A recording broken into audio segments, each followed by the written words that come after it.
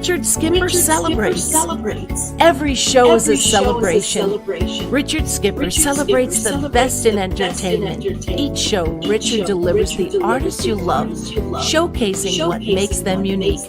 Never gossipy. The antidote to a sometimes hectic world. Now, here's your host, Richard Skipper.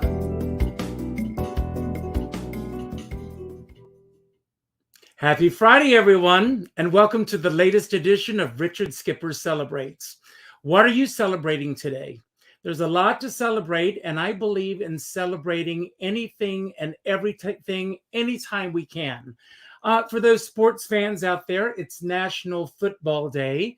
It's also National Thank Your Lawyer Day, and my lawyers have gotten me out of some tight binds from time to time. It's also National Red Hair Day, and there's a lot to celebrate. I'm celebrating the fact that one of my favorite entertainers is going to be back in New York this weekend at one of my favorite venues in town, Birdland. That entertainer happens to be Linda Purl. And before I bring Linda out, I want to take a moment to thank my friend Ellen Easton, who years ago introduced me to Linda Purl. And I have had the pleasure of seeing Linda so many times since then. We've had dinners together. We've seen shows. We've done so many incredible things together. So Linda, thank you, first of all, in the midst of this whirlwind week that you're having, for taking the time to spend some time with me. Welcome to the show. How are you? Thank you. Thank you so much for having me. And what a nice nod to Ellen. That was good of you. Thank you. Thanks for being here. First of all, I want to ask you, you're going to be at Birdland this week. Live entertainment is back. But in addition to that, you've been in the news a lot this year. What exactly, in addition to those things, what are you celebrating right now?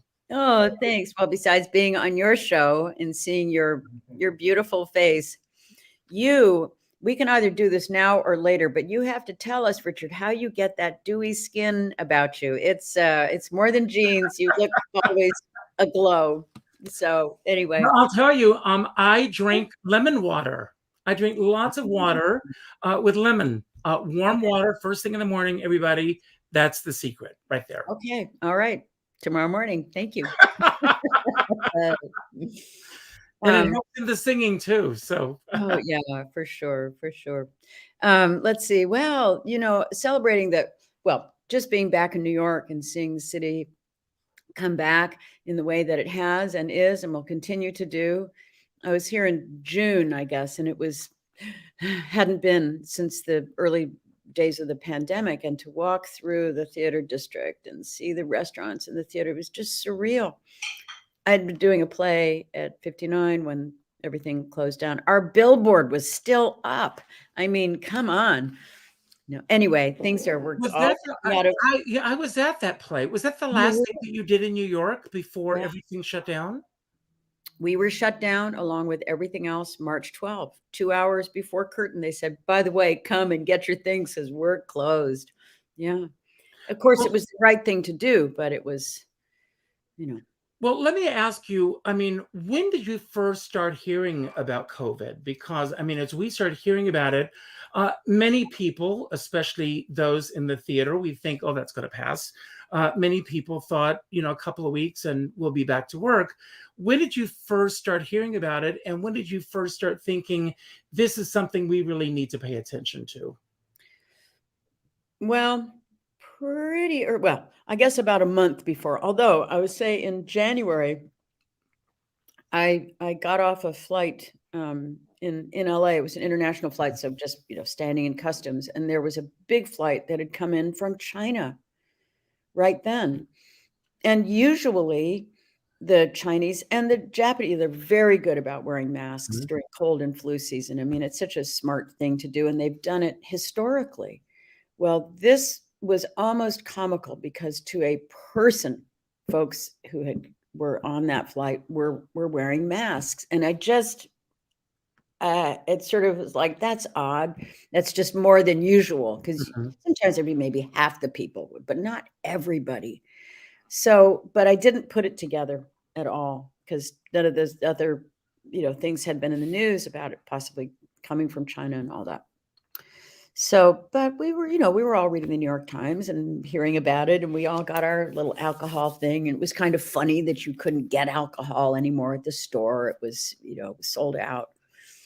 And then it was a question of if someone comes to see the show, do you hug afterwards? Do you what? And so it was sort of growing almost daily. And then a few days, like the Tuesday before the Thursday when everything was closed, there was word that an usher at one of the Broadway houses had tested positive. It's like, okay, something's going on here. Hirschfeld Yeah, Theater, I think it was. the Um, Hirschfeld. yeah, but what did your calendar look like going into 2020? Oh, And I know you had a lot on your plate. I did. I had to, yeah, I was looking forward to many concerts. I was going to do a play, a musical about Rosemary Clooney. And yeah, it was, I mean, not every day was spoken for, but there was a lot more than just doing the laundry on the Mhm. calendar. And when everything closed, I was supposed to do a film in Romania. And actually that was going forward, but I pulled out because I said, we just don't know where this thing, and I didn't want to be in Europe, and maybe I didn't know. So yeah, like everybody, our calendars were just, but I feel too that my family and I were so lucky because we had a home that we could retreat to, and uh, we all stayed safe and didn't get ill, and so we had a very, very, very easy ride through this, very easy. And, we're still in many ways in it. I mean, it's not entirely back to normal That's yet. right. And who knows what normal is for quite some time. You know it, Richard. Yeah. And I feel like uh, now that we know it can happen, it can happen again. And I feel like with this one, we got off so easy. Wash your hands, wear a mask. Come on. Drink lemon water. And drink lemon water. Yeah. I want to ask you. I mean, I think of the past year and a half as a pause. I think it's a time for us to think and step back for a moment and think about those things that are important to us, the things that are not so important to us, people, places, things in our lives. Um, and I'm sure that you think the same way. Looking back over the past year and a half, what resonates as those things in your life that are truly important to you at this point in your life? Oh, friendships at this stage of life more than ever. I mean, that's the great treasure of our lives in this chapter for sure. And thank heavens for Zoom for a couple of reasons. I mean, one, we had some friends and I had regular cocktail sessions, Mhm. where we would just catch up and check in with each other. And during that period of time, as we normally would have done, we would have been going out to theater or going out to plays or what have you, and dinners.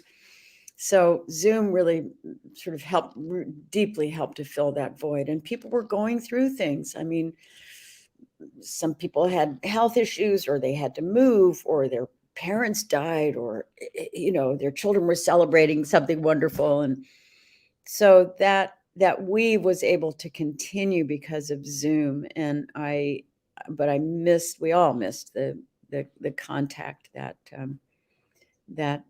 continuum, that we enjoy. Well, thank God we have this medium now. Imagine Yeah. this happening at any other time with us not being able to do this. Yeah. I want to, an interesting thing that I always do in my show is I always ask everyone to go back to their 5-year-old self, because I think that the 5-year-old self is the time in our lives I think it's the purest self because it's the time in our lives before peer pressure starts to get layered on, Yeah. and we start to become what our teachers think we should be or should not be. And I've interviewed you in the past, Linda, and we've known each other for quite some time. But as I was looking back, your life truly did change at 5 years old. I asked for a picture of you as 5, and here you are.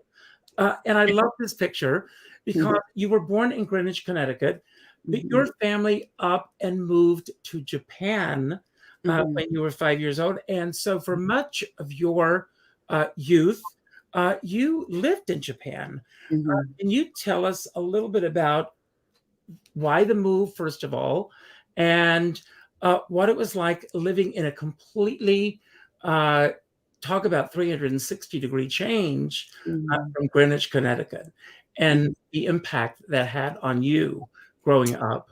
Well, thanks, Richard. I agree. I will get to that. Of that sort of the mass going up. I remember when my son was about 8, I saw him. He was standing in front of a mirror and he was trying it. He will kill me for telling this story. So anyway, I'm going to tell it anyway. He was standing in front of the mirror making these faces, like posturing. And I thought, there's the mask. You know, he was practicing for who he wanted to present into the world. I just happened to walk by the mirror at the moment. So, but yeah, my dad was in business. I always hoped he was with the CIA. He wasn't. He was a wonderful, brilliant engineer, but because a lot of people were out there, particularly in Japan, in the 60s, with the CIA. But no, Dad worked for Union Carbide, and unlike many other expats in business, internationally, we got to stay put in one place. Usually people would be assigned for 2 years or 4 years and they'd, move on. But my parents had about 30 years altogether in Asia, and they loved it. I did too. I think moving at 10 would have been a whole different ballgame. Moving at 5, your world is so insular and small. So for me, it was just normal, And Japan at that time was just far enough away from World War II that we moved there in 58 or something like that. So it was far enough away from the big injuries of World War II that had sort of sealed over. And there was a tremendous curiosity in Japan about the West. And they're an art-centric culture. Their own arts are so sophisticated. I mean, kabuki no, bunraku, the list goes on. So there was this huge inhale of artists. They had relations with Iron Country Curtain, so the Bolshoi came through, and the Kirov came through, and the Moscow Symphony came through, and but shows from Broadway came over, and lots of painters, and my parents. We had a big old house with rambly guest rooms, and so you just never knew who was going to show up at breakfast. We had usually some Fulbright scholar was staying with us, and some of these people have remained lifelong friends, and so that was sort of norm. And we had, Harold Clurman stayed with us, and Tennessee Williams lived with us for him. It was ridiculous, But as you do as a child, I just took it all for granted, like that was normal. And it was, yeah. Had we stayed on living in Greenwich, it would have been lovely, but nothing like that kind of exposure. It just wouldn't have happened. It was a curious circumstance. Well, it's like Lorna talks about her neighbors, the Sinatras and the Bogarts and the Martins, and these were just the people that lived next door to them. Right. It was their normal upbringing. It just happened to be that they were known by more people. Right. But when did the spark come for you? What was your first exposure that you recall of a world that was out there, a world of entertainment, that you wanted to be a part of that world? I wish people have such great stories about that instant where it happens. For me, because it was what my parents did. If they weren't going to theater or taking us to a concert or something or other, they they were not atheist or agnostic, but we didn't go to church. And so, but they would sit around and read plays. Here, here's a Chekhov, here's a Ibsen, here's a Shakespeare. And not that they were read well, but that was what we did. It was the family glue. It was the family fun. It was the family adventure. Wherever we traveled, they sought some form of live performance. Dad grew up on the road. His mother was a touring actress. Mother had been a ballerina. So it was just something that lived in them. It was in their DNA. And another generation shot to hell. What could I say? But when did it begin for you? I know that you did theater. Also, you were in The King and I. You did Oliver. You did other plays there. How did the first role come about for you? Sure. The first. Did your parents encourage you to go and audition, or was this something that you wanted to do? How did it happen for you? Probably all of the above. There was an English teaching, a couple of English teaching programs, again, just because there was this big curiosity in Japan about things in the West, particularly America. So there was a television show that was teaching English, and they would bring me on, and we'd do a little skit, and then they would teach sort of the grammar. They would, do that. But that put me in front of a camera and sort of just taught me what it's like to work, be in a studio. And so it was just fun. And then with the plays, I was in an unusual circumstance, I think, because, as I said, not many people lived there for the length of time that we did. So they didn't necessarily speak the language. I did. And the fact that I was interested in the theater. So if they were ever looking for a gaijin who spoke the language, I was it. So it didn't have any relationship to a career or, show biz or anything like that. It just sort of organically came about. The theater company there was the big company was called Toho, and they had an academy, and I wanted to study. So I studied at their academy, and then they would pull me into some productions now and then. But it was like some kids would take up baseball. I just took up theater. It was not a career thought. It was just. But Linda, some kids grow out of that. Some kids. I may yet. What was that? I may yet. You may yet. We'll talk about that later.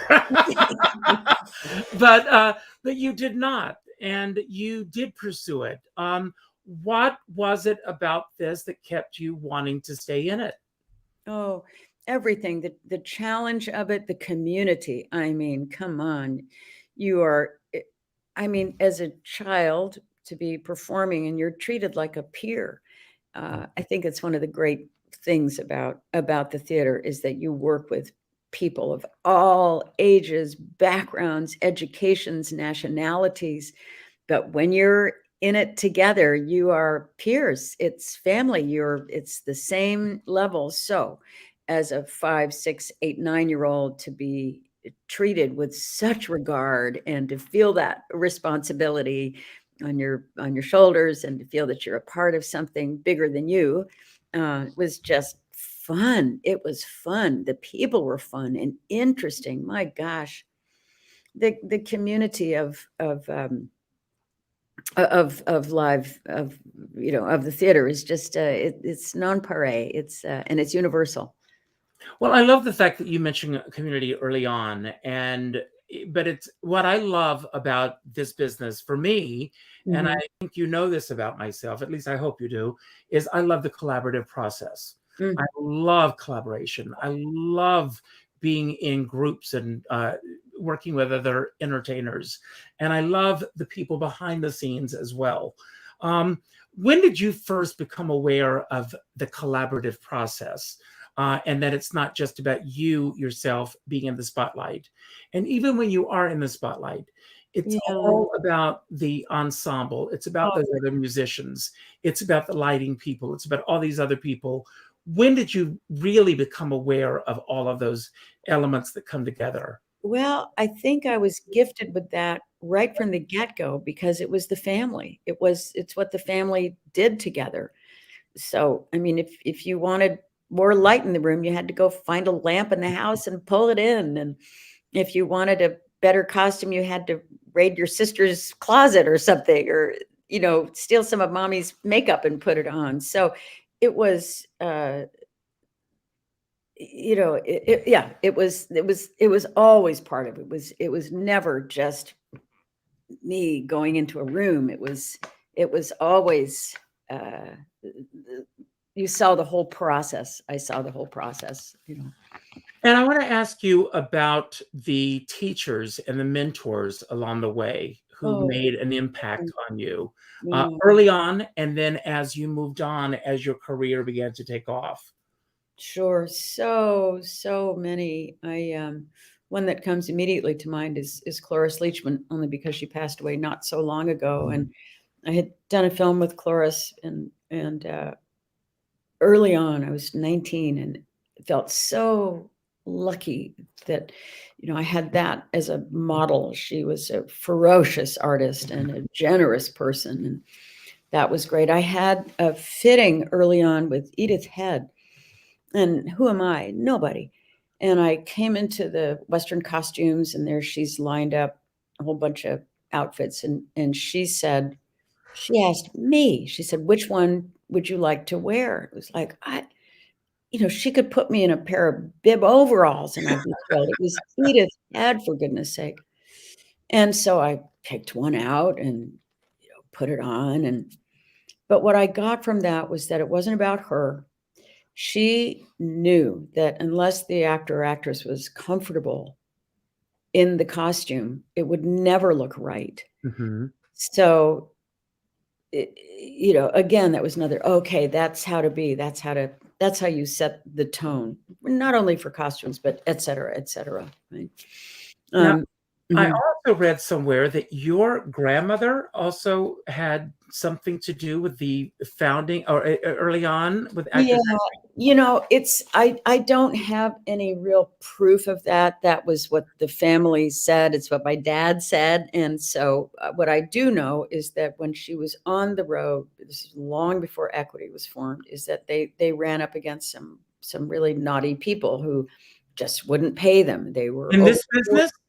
in this any business. I mean, the best people in the world are in showbiz, but yeah, they had that, and lived through the Depression and all of that. So yeah, my understanding is that there was a group of people who were scared and angry, and knew that they had to create an organization to protect themselves, and that became Equity.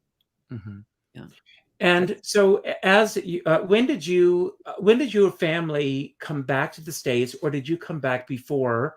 And Yes. did you make the decision to go to New York or to go to California as your first stopping off point when you Yeah. came? I did come back first. I largely because I was working over there, but I didn't know what it would be like to to not be hired because I was a gimmick. I was a gimmick. I was blonde and I spoke the language.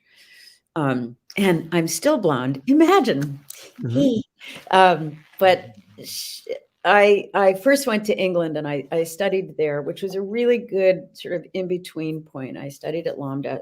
Because my training in Japan was very, very technically oriented. It was, technically oriented, as was certainly by comparison the training at Lambda. It was about diction, it was about posture, it was about literature, etc. So that was a good stopping off point to then come to New York. And how And much time did you spend there in London? I had just 2 summer courses, so like 2 or 3 month courses, right? I was 15, I guess, Mhm. 15, 16, and then I came to boarding school in the States, and then came down to New York, where I was at Lee Strasberg Institute, first at the Neighborhood Playhouse, which was totally overwhelming for me. I bolted from there and went into the oasis of Lee Strasberg Institute, which for some reason was less scary to me. But so, And why was that? I mean, why did it seem less intimidating to you? It was not quite as, at least my teacher, Ed Kobens, was not quite as grounded in the emotional makeup. And at that point, in a state of culture shock, frankly, and being as young as I was, I didn't. And coming from a culture that's so polite and orderly, to try to tap into anger, I didn't have anything to be angry about. Nothing. I'd had, a blissful, protected, sort of pink, bubbly, not connected to reality necessarily, childhood. So the language didn't speak to me. I was lost and confused and scared. And somehow the Strasberg Ed Kobens, it felt more grounded, and maybe I was a few months older. And anyway, that was sort of my home here. I eventually got to study with the great Bobby Lewis, who was one of the founders of the group. And Bobby's method, really made sense to me. But don't we? I mean, you sort of pull from all of your teachers and all your life experiences and I come up with this cockamamie system that sometimes works for you, sometimes doesn't. Well, and I keep referring back to him, but Davis Gaines I interviewed a few weeks ago, yeah. and he said that it's like being in a pinball machine. He said you plan a career, you map out a career, but once you get going, it's like a pinball machine. You're thrown from side to side, and it's happenstance, and all of these things happen. Once you're in New York and you began to pursue a career, did you map out a plan, or was it because of the people that you started to meet along the way? I did not have a plan. I still don't have a plan. If you come up with one for me, Richard, let me know. I'm still working on that for myself. Yeah, I mean, my plan was to just try to work, and because I had always worked, it just never occurred to me that in hubris, in the ultimate hubris, that I wouldn't work. My mother had a dear friend who was an agent at William Morris, and he took me under his wing, Howard Hausman, rest his soul. And Howard, ushered me in. He gave me extraordinary, all they could do is set up the time, to audition. But in that era, and it was so long ago, you really had to decide if you were going to be a New York actor or a Los Angeles actor. And there was not really any or much television being filmed here. One of the first things I did was a soap opera. I got to film a soap called Secret Storm here. Oh, I remember it well. Yeah. So that was a lovely introduction. And I did a couple of teeny little, in church basement kind of plays.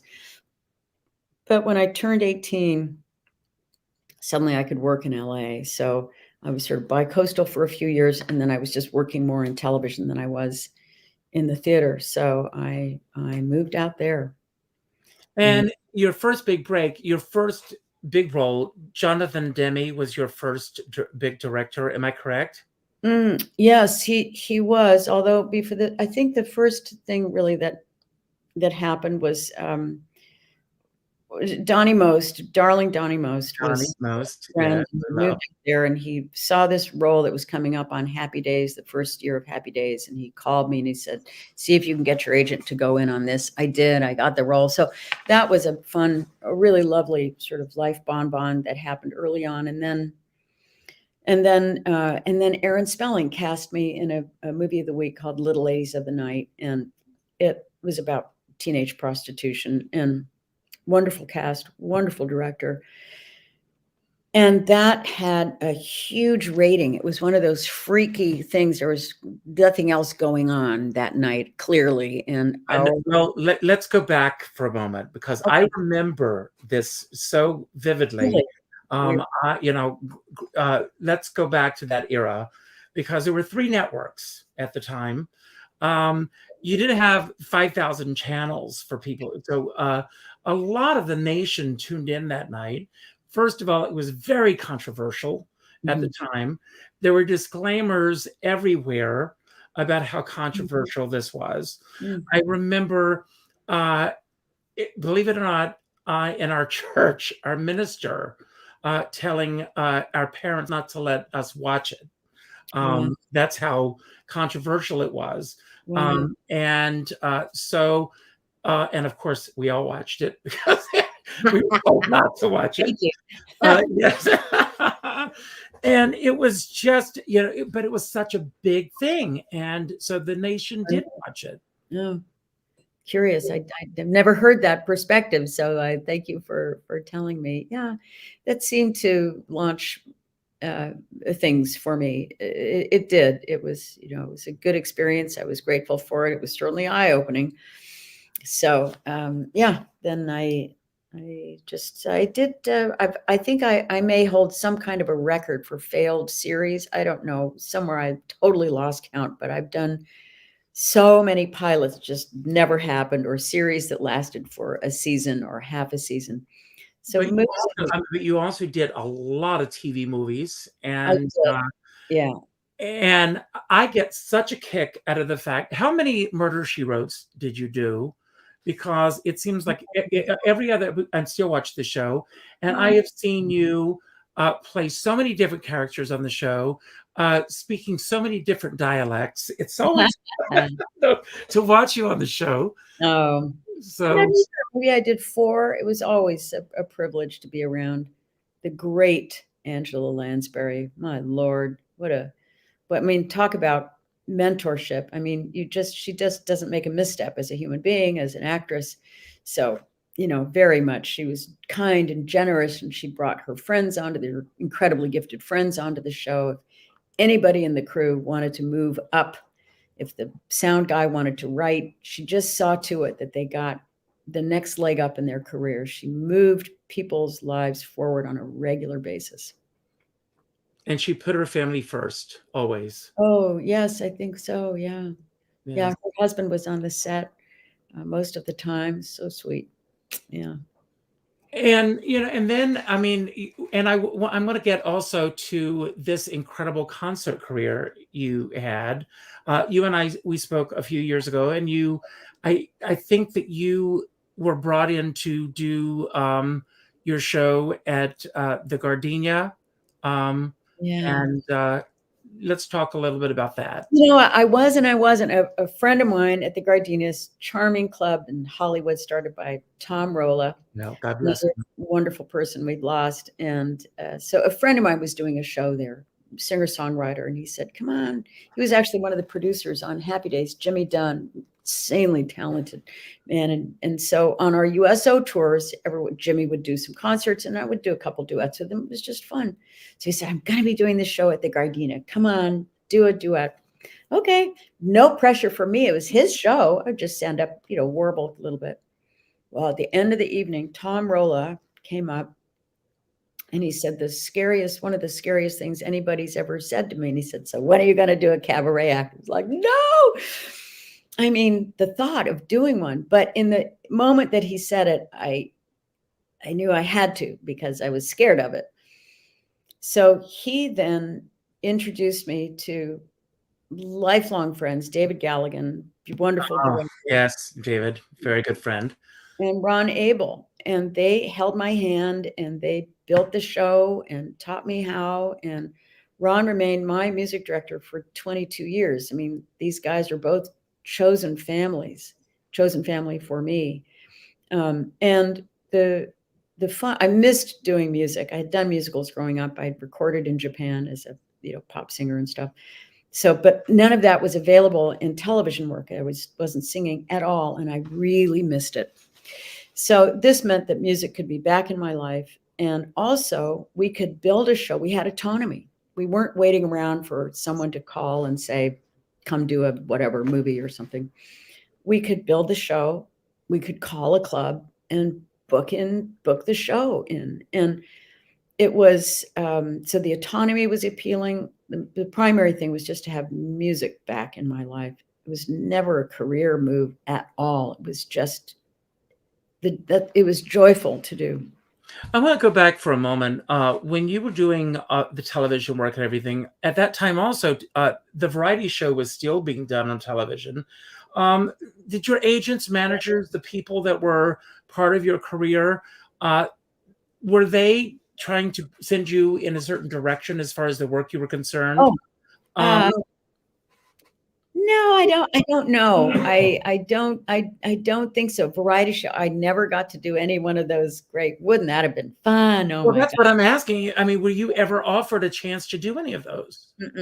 No, I was not, sadly, but I mean, they had such big, glittery, fabulous stars on that, and I was not, am not. So I did not have a chance to do any of those. But it was a very good training ground. The world of cabaret, it just, it meant you had to get your pantyhose on and wash your hair and learn some lyrics and of course, again, the community, the people, the community of musicians and clubs and concert halls. I mean, it's a beautiful world to be able to be in. Take us back to that first night that you finally terrified. Yeah, terrifying. I mean, even thinking about it, I can start to hyperventilate. Did you? I mean, you have wonderful collaborators with David and Ron coming together. Did you have a through line with the show? I mean, how did you choose the material? And of course, the Great American Songbook. You've got so much great material to choose from. When did you begin to relax into it? You're so wonderful with what you do. We're going to talk about. I mean, you've got a show coming up this Sunday night, which we are going to get to and talk about. But when did you begin to relax into the show? I don't know that that's still, I mean, before every show, it's just, it looks like a mountain to climb. But that first one was, well, first of all, when you stop talking, it's your turn to sing. When you stop singing, it's your turn to talk.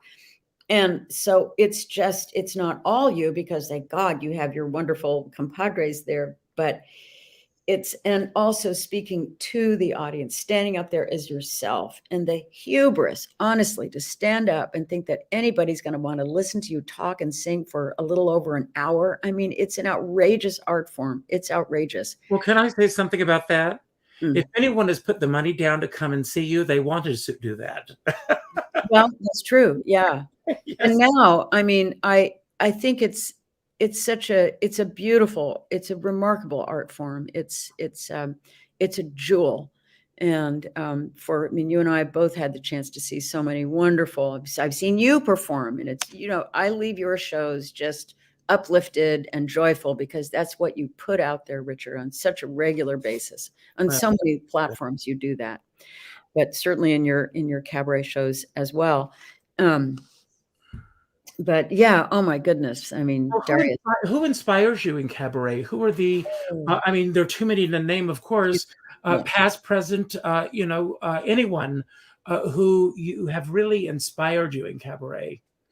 I'd say, early on, I saw a lot of Bobby Short, because I was at college here in New York, and he was right around the corner. Oh my goodness. So saw a lot of Bobby Short, saw a lot of Mabel Mercer, Julie Wilson, these people, and to see them, there's everything about being exposed to these people when you're young in your life. They continue to metabolize in your psyche, what they did with the songs. This is horribly name droppy, but Rosemary Clooney was a friend, and she was deeply impactful. I just got to do a musical with the divine David Engel out in California about Rosemary. So she's sort of, present on my mind. But yeah, she taught me a lot. And the music directors. I mean, as I say, I worked with Ron for 22 years. He's like a brother to me. And about 12 years ago now, I was Deborah Grace Weiner, the great Deborah Grace Weiner, and Rex Reed introduced me to Ted Firth. Life-changing. Ron is the first person to say that he is a very different style Ted is jazz oriented, which appeals to me at this stage. That's really what I lean into, both as a singer and as an audience person. Well, Ted, he's soft living somewhere in the music of the spheres, and he works with so many wonderful, wonderful people. And on Sunday night, Billy Stritch. Yeah, Billy. I mean, wow. Billy's been a friend for years. We have never had a chance to work together except one-offs here and there. But yeah, I'm really, that's the problem. These guys are so darn good and they're so busy. So Ted was not available, but Billy, thank heavens, was. So I'm really looking at a sweeter human being you just can't find. So how did this show come about, the one that we're going to be seeing on Sunday night? Well, I called the wonderful Jim Caruso and Gianni, who somehow they've managed to keep Birdland going. I mean, the heroism of both of those gentlemen. And, I just said, I'd really like to come in. So anyway, we booked this time, and it's emotional, I have to say. I did one live Zoom concert in June with Ted and with Ray Marchica, Dave Fink on bass, my guys. I did one concert in Catalina Jazz Club in LA, also exciting. But to be live again in New York, it's, there's just nothing better, nothing like it. And to be back at Birdland, I love the house, great sound. It's, so it's, and the show there's a fair amount of new material in it. The rest is just pulled from other CDs, but we're just celebrating the fact that we're coming out of hibernation now. Getting back, and I have to ask, does Patrick sing at all? He's not, no, but he does. He's a good singer. Does he tap dance? Honey, do you tap dance? Work in progress. Yeah. So, we signed up. Speaking of Patrick, we signed up to do this crazy thing. And we're talking about it because we're like, did we really agree to do this? We are going for 6 months. We're going to be doing a tour in the UK. We're going to be in Belfast in February, wearing everything we own. Anyway. Wow. Well, I was scheduled to go to Africa with Lucy Arnaz and Ron Abel on my birthday in February. And now it's been postponed to 2023. So I hope that you're able to go. Everything got postponed because of COVID. Right. It might. So what are you going to be doing? We're doing a play of Catch Me If You Can, which has no relationship to the musical and the movie that we know. It was a chestnut of a play. It's a detective murder mystery romp / farce. So it'll be fun. It'll be a hoot and a holler. We're going to know everything there is to know about fish and chips by the time we get back, and probably Guinness as well. I'm sure you will. It's an ensemble cast, so we'll have some wonderful British, and it's just the kind of rapid fire, funny. So it's just the kind of thing that they're so good at. So I know Patrick and I have a big learning curve ahead of us.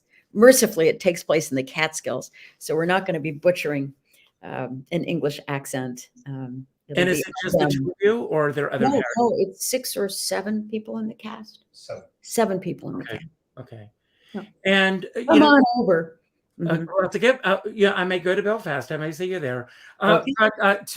I'll follow you anywhere, Linda. You know that. But getting back to Sunday night show, what's the process? How have you and Billy? I know that Deborah also has worked with you on this. How have you worked? Have you done this through Zoom to put it together? Yes, we did. And when I was here in June, we did some work on it. Yeah, Deborah Grace Weiner. May I say, I wouldn't come near doing another CD or a cabaret show without Deborah Grace Weiner. First of all, she holds the American songbook in her head, the whole thing, and all the stories, who wrote one, who wrote what and why, and who was married to so-and-so, and this happened at 3 a.m. And I mean, she's a font of knowledge. She's a real keeper of the flame, besides which she's a kick-ass writer, and she's smart, and she's funny, and she's tasteful. Yes. So Deborah, what happens is that I say, Deb, I have this idea, and we call it a splat. And I go off on random tangents, but within sort of the theme, Mm-hmm. And then somehow she puts it in her magic brain and she distills it and cuts out all the garbage that I've thrown at her, and she streamlines it. And, for instance, when we were this last CD, Taking a Chance on Love, that we did, I just said to her, so I think, let's say that it's true that you can manifest your dreams. What does that entail?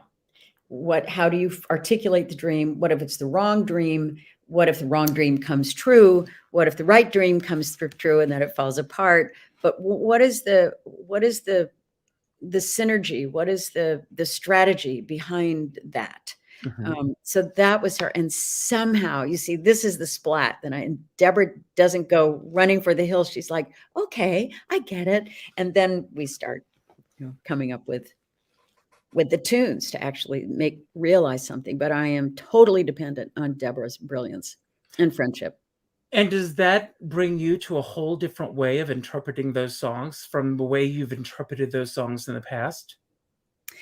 Well, I suppose, every time you do it, this as a performer, that it's different every time. There is no such thing as repetition. Mm-hmm. And also the American Songbook, I think, appeals to me because I'm first as an actress. So they're like little one-act plays. Mm-hmm. And so they keep, even when you don't sing them a song for a year or two, it's in there somehow. And like a repertory, and it just sort of digests, and you filter it through your life experience. So when you come back to a song a couple of years later, I don't know, there's more room in it. There are more colors to it. There's more comfort to it. I feel the difference viscerally singing a new song as opposed to something that's only 2 years old or 10 years old. They sit very differently in my being.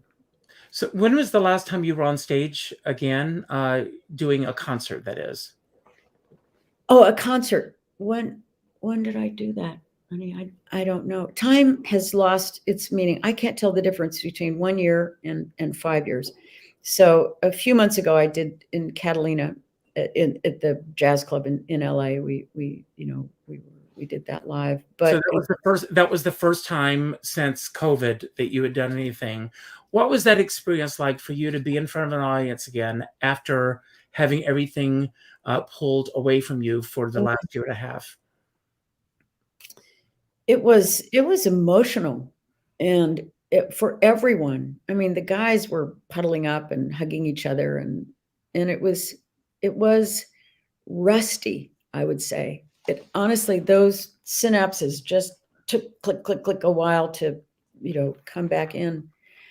Zoom stuff. I did some things on Zoom. I did there's a one woman show, Year of Magical Thinking, that we did on Zoom, and early days, just as a benefit for the Actors Fund. We all wanted to do something, anything to help. So in some ways, the experience of that was the same, and doing a couple of live Zoom concerts was the same, because it's live, but of course you're not in the room. You're just in your apartment or in your home all by your lonesome doing this. This play that I just got to do for 6 weeks with David Engel, Be Still My Heart. Mm-hmm. Oh my gosh. Great. Just stupid talented. So, Linda, we're going to run out of time, but before we wrap up, I always I end my shows with my homage to James Lipton inside the Actors Studio. I've got some random questions I'm going to throw at you. Okay. So these are not his questions; these are my own questions, but they're just random questions. And the first question is: when was your career most out of control, and how did you get through it? This is for anyone out there who is going through a difficult time. Don't give any names or situations that will shed a light on who it was or where it was. Oh, I see. Let people know how you got through a difficult time. Oh my. Well, difficult time in career, difficult time in life. I don't know. Stick a hanky in your pocket, put on some good walking shoes, put on your good walking coat, and get out in nature and heal yourself. Literally put one foot in front of the other. I think resilience is key. I think having some sort of a routine is helpful. I mean, these times come. There are pruning seasons in all of our lives, and it's incumbent on us to, as best you can, just move it forward, even if it's only one breath at a time. It will change. Life changes. Amen. What do you think is the biggest break that you ever received in your career? Oh. Oh, probably Little Ladies of the Night. That was a big deal for me early on. I was lucky to have it happen early on. Mm-hmm. Yeah. What subject would you most like to learn more about? Quantum physics. Wow. What would you be best at were you to change careers? I'd say teaching,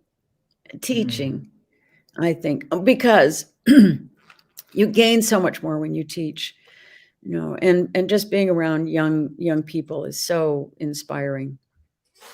Okay. And what is the nicest thing that anyone has ever said to you in this profession?